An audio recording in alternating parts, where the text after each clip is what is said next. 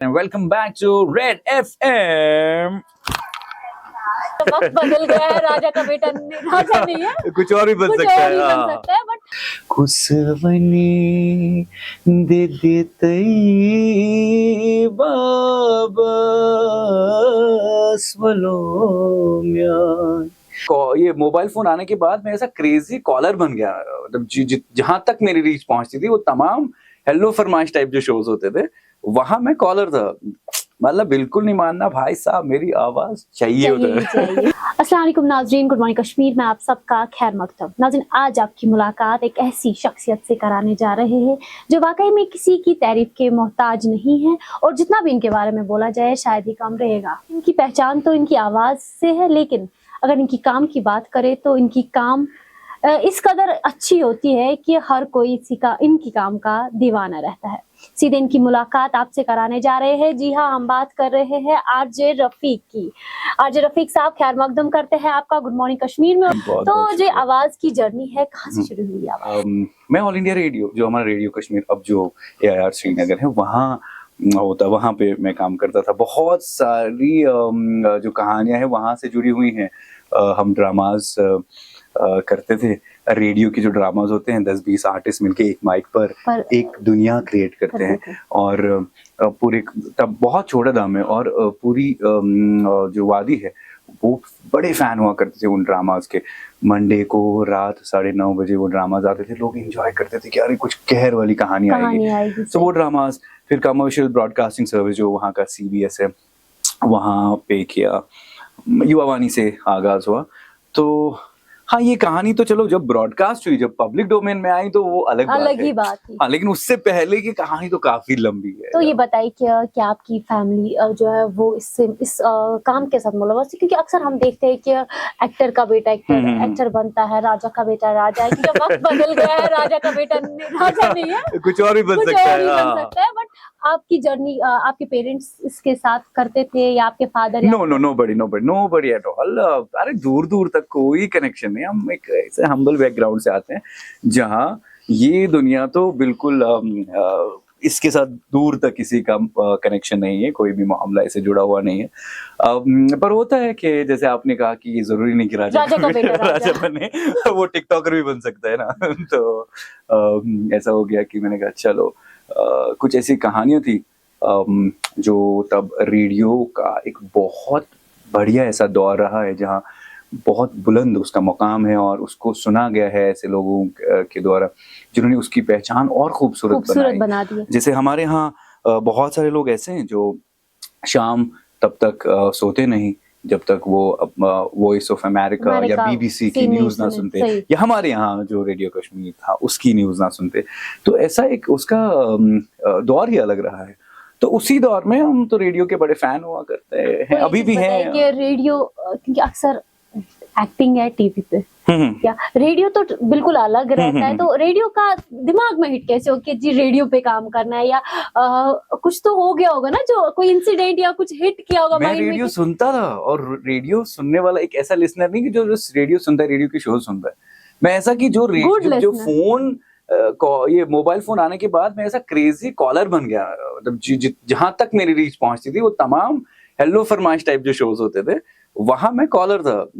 मतलब बिल्कुल नहीं मानना भाई साहब, मेरी आवाज चाहिए उधर। रेडियो का चलन पहले से था। अभी ऐसा चलो अभी तो ये मोबाइल फोन बहुत सारे एप्स की वजह से कम हो गए, लेकिन रेडियो हमारा हिस्सा रहा है। हमारे यहाँ तो रेडियो का इतना खूबसूरत दौर रहा है पीछे।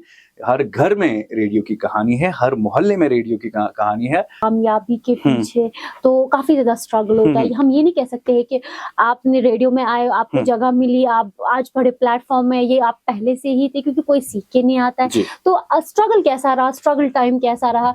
क्योंकि हर कोई इसके पीछे होता है कि अगर ये बना तो बना कैसे, शायद मैं भी इतना स्ट्रगल करूं, मैं भी बन जाऊं, या ये तो किसी सिफारिश पे तो नहीं गया उधर। बेहतरीन, बहुत सही चीज आपने पूछी। देखिए आज मैं ये कहूँगा कि कई सारी चीज़ें आसान हो गई है।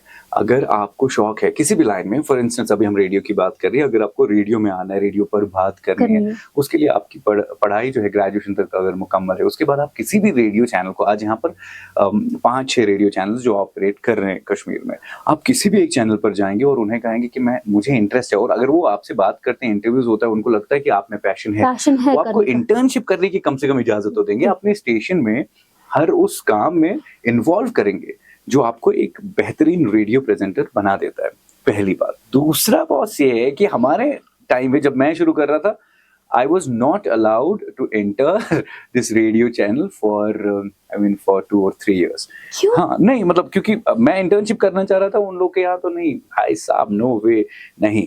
तो इतना आसान नहीं होता है, ऑब्वियसली आपको स्ट्रगल करनी पड़ेगी, और वो ग्रोइंग पीरियड होता है आपका। इट्स नॉट लाइक कि वो यू नो जितना आप वो अपने आप को तब ग्रिल कर रहे होते हो ना, आप ये मानिए कि वो आप उतना खुद को ग्रो कर रहे हो, आप उतना मैच्योर हो रहे हो। जब आप लोगों से मिल रहे हैं, वो आपको, भले आप उस वक्त के लिए उसको नेगेटिव रिव्यू ले सकते हैं, लेकिन लेटर ऑन वो चीज बहुत खूबसूरत आपके लिए होती है। आप सुनने में ये भी आया है कि आप बहुत अच्छे एक्टर भी हैं। अरे वो शौक, अरे अब जब आ ही गए मैदान में, थोड़ा लोहा मनवा के जाएंगे ना।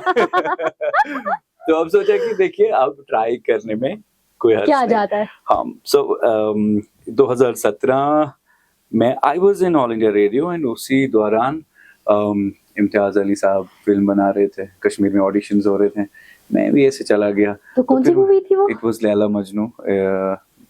बहुत अच्छा रिव्यू इन कश्मीर, तो उसमें अच्छा खासा कैरेक्टर मिला, तो फिर मुझे लगा ओके, हाँ मतलब किया जा सकता है अगर आप अच्छे लोगों से कौन मिलते हैं। सा कैरेक्टर था उसमें आपका? Okay, it was one of the friend Majnu का, कैसबट का, उनका नाम तौसीफ फिल्म में है।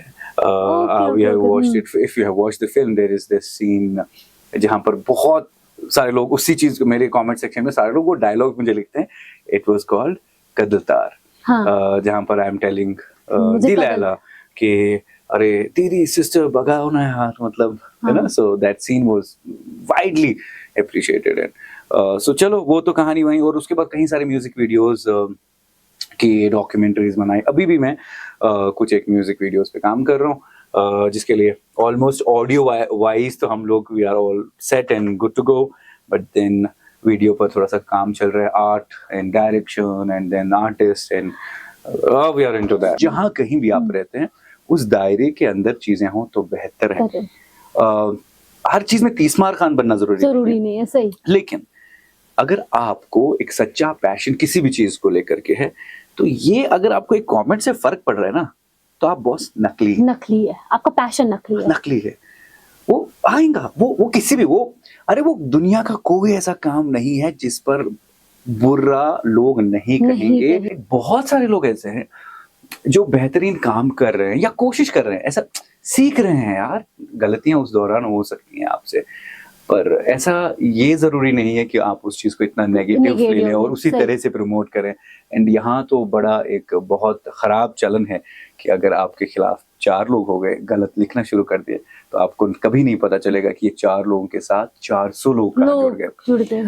पर ठीक है, वो उनका अपना नजरिया है, आपका नजरिया थोड़ा उनसे बड़ा होना चाहिए। वो बोलेंगे। तो वक्त तो आगे किसी ने देखा नहीं है, पर उम्मीद करते हैं कि आने वाले वक्त में हम आरजे रफीक को किधर देखते हैं। देखिए, अभी रेडियो से हमारा बेहद प्यार है, रेडियो दिल के बेहद करीब है, रेडियो के साथ तो है ही, रेडियो यहाँ कर रहे कहीं और कर रहे, but radio will be, mic will be always there. And फिर कई सारे अल्हम्दुलिल्लाह से अभी शोज लाइंड अप हैं जो हम ऑन ग्राउंड एक्टिविटीज हमारी होती हैं, वो है, उनमें तो इन्वॉल्व हूँ। कुछ एक म्यूजिक वीडियोस में देख सकते हैं बहुत जल्द, जो कि प्लान में है।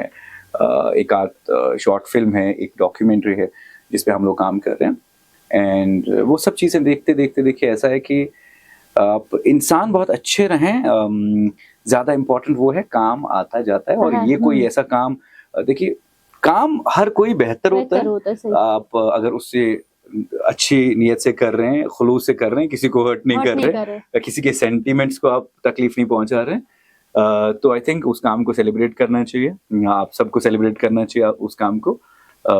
लेकिन फिलहाल ज़रूरी ये है कि एक इंसान बेहतरीन बने रहना बहुत ज़रूरी है। कोई भी मकाम पे आप पहुँचे यार, क्या फ़र्क पड़ता है, लेकिन अच्छा इंसान, खुलूस अच्छा रहे। और सबसे इम्पोर्टेंट बात जो कि जिसका हम खाते हैं, दैट्स जो रोजी रोटी हमारी चल रही है, बोलना। तो हमेशा से जितना हम अपनी ज़बान को नर्म रखेंगे रखें। और काबू में भी। यार काबू में भी, बस उससे बड़ा हाफ बैटल डन, जीता आपने, आधी जंग वही जीत गया आप। तो हम कह सकते हैं कि आवाज में मिठास बहुत आपकी- रखनी बेहद जरूरी है। तो वाकई में है भी आपकी अरे आवाज बहुत बहुत शुक्रिया, आप ऐसा मानते हैं तो thank thank you so much. Thanks. तो ये थी खूबसूरत सी मुलाकात आरजे रफ़ी के साथ, जिनको आप अक्सर रेडियो पे सुनते हैं और कई मर्तबा इनकी एक्टिंग भी देखते हैं, क्योंकि इनकी आवाज़ में तो मिठास है ही है, लेकिन इनकी एक्टिंग के बारे में तो क्या ही कहे। फिलहाल इतना ही। गुड मॉर्निंग कश्मीर के लिए मैं जरका शफी, कैमरा पर्सन आशना नायक के साथ।